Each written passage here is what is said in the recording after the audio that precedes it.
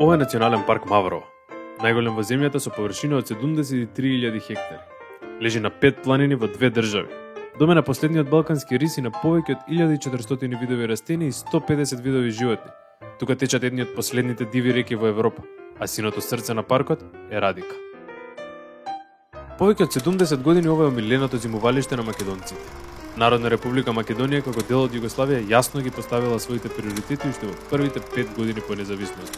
И во 1949 го прогласува за заштитено подрачје. Инфраструктурата се гради брзо, плански во хармонија со природата и биодиверзитетот. Но ова е старата историја. Во новата влегуваме неподготвени за уште една нова бетонска траума на македонското национално и природно богатство. Во последните 10 години Маврово доживува драматична урбанизација.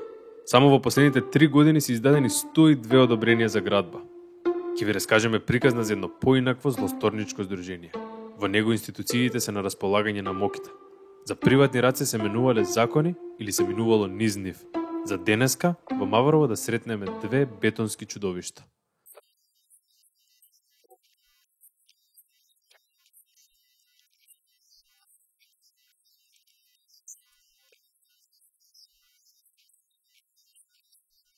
Но очигледно е дека баланс повеќе нема.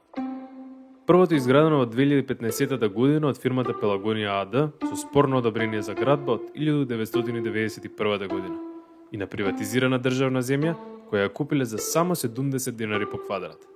На градежната дозвола овој објект е хотел, во реалност е стамбена зграда. Ова манипулација не води до вториот објект, Фортон МК. На хартија се неколку индивидуални куќи, но теренот навестува уште една стамбена зграда. Фирмата Фортон МК претходно била задолжена да ги продава становите на Пелагонија Гостивар. За неколку години подоцна и тие да станат градители. И со манипулација на урбанистичкиот план да направат повеќе од помалку, повисоко од пониско. Не било каде, туку на најатрактивната земја во националниот парк, на едва 100 метри од ски терените. Како на Маврово му се случи ова?